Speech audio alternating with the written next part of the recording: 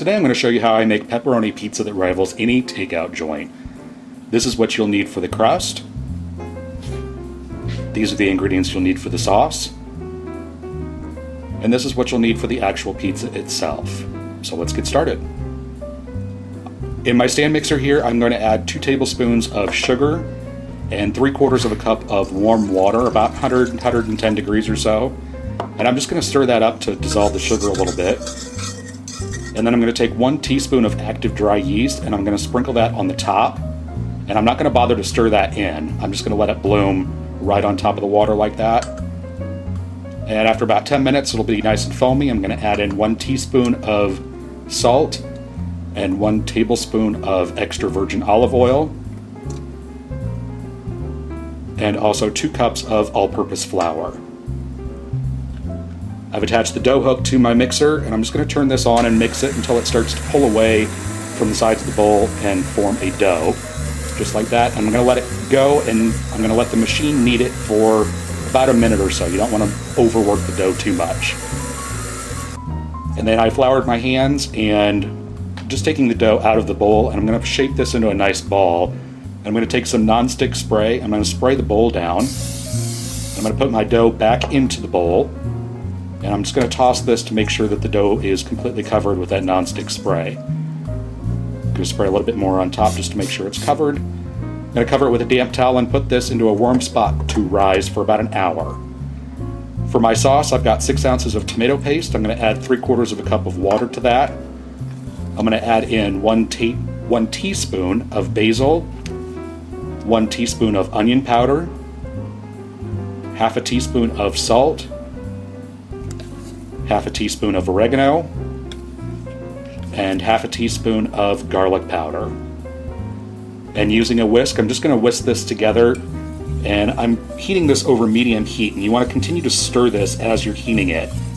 And once it gets nice and bubbly, I'm going to turn the heat off, and I'm going to stir in 1 tablespoon of freshly grated Parmesan cheese. And you just want to mix that in until it's melted, and then you want to set this off to the side and let it cool completely before you use it. I'm going to preheat my oven to 500 degrees Fahrenheit, and I've got a 16-inch pizza pan here, and I'm just going to dust the top of it lightly with some cornmeal, maybe a tablespoon or so. And I'm going to turn out my dough onto that. I did not bother to punch it down or anything. And using my fingers, I'm just going to pat this out, starting in the center, working my way out and pressing the dough out to the edge of the pan. And you want to leave kind of a lip around the edge for the crust. And then I'm going to take half of my sauce mixture. I'm just going to spoon that out into the center, and then using the back of a spoon, I'm just going to spread this out to within about 3/4 of an inch or so of the edge of the crust. And once you get your sauce spread out, make sure that it's nice and even. You don't have any bald spots on your crust. And then you want to take your mozzarella cheese and just sprinkle this onto the top. And you want to make sure that you get the cheese all the way to the edge of the sauce. You don't want to cover the crust, but you want to cover the sauce with your cheese. And then I'm going to take my pepperoni, and starting on the outside, I'm going to place a row of pepperoni.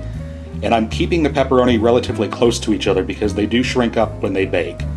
And I'm going to go around and continue filling in the center, kind of overlapping the slices, so it looks like that. And I'm going to place that into the oven and bake it for 7 minutes until it's nice and golden brown and looks like that.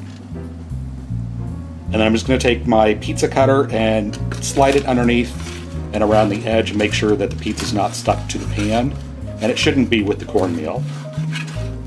And I'm just going to cut this into 8 slices, and you can use this crust and this sauce for any toppings that you'd like on your pizza. If you want sausage, Canadian bacon, if you want a vegetarian, whatever you like and whatever is your preference, this is perfect for that. And then go ahead and serve yourself up a slice. And there you have it. Homemade pepperoni pizza from scratch that rivals any takeout joint. Hope you guys enjoy, and thanks so much for watching.